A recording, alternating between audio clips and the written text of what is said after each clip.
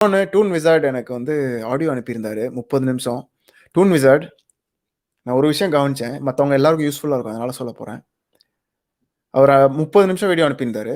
10 நிமிஷம் தான் கேட்டேன். ஏன்னா 3 பகுதியா இருந்தது. 10 நிமிஷம் கேட்டேன். அந்த 10 நிமிஷத்துல ஒரு கேள்வி கூட இல்ல. ஓகே.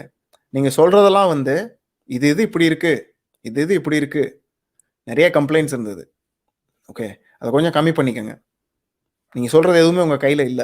நம்ம கையில கண்ட்ரோல் இல்லாத விஷயத்து மேல எந்த அளவுக்கு நம்ம வந்து நம்மளுடைய எஃபர்ட்ட செலுத்துறோமோ, அது வேஸ்ட் பண்ற மாரி. கவலைப்படுறது, இல்ல கம்ப்ளைண்ட் பண்றது இந்த மாரி விஷயங்கள். நீங்க சொல்றது 10 நிமிஷத்துல நீங்க ஒரு கேள்வி கூட கேட்கல என்கிட்ட. பட் மேபி வரலாம். நான் அடுத்த 2வதையும் 3வது பாகத்தையும் கேட்டுட்டு நான் உங்கள்ட்ட சொல்றேன். பட் கேட்கிறவங்க எல்லாரும் மத்தவங்களுக்கு இதே மாரி விஷயங்கள் இருக்கு அப்படின்னா, மேபி நெறைய பேர் வந்து இன்னும் தயங்கி இருக்கலாம். எதுவுமே சொல்லல அப்படின்னு நீங்க நினைக்கலாம். ஓகே.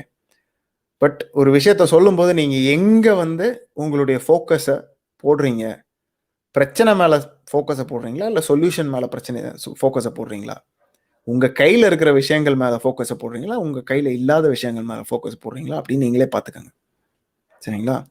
இது ரொம்ப முக்கியமான விஷயம். ரொம்ப பேசிக்கா இருக்கலாம். இது இது அப்படியே ஒரு வேர் மாரி.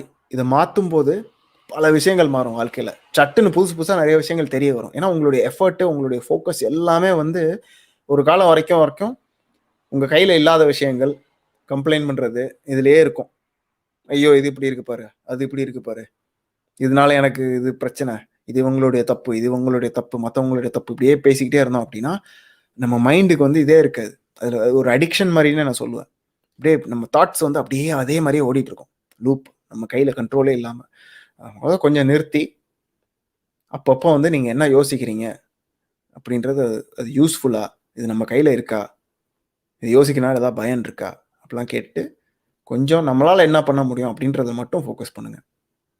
பண்ணீங்கனாலே நெறைய விஷயங்கள் வந்து மாறும் அப்படின்னு நினைக்கிறேன்.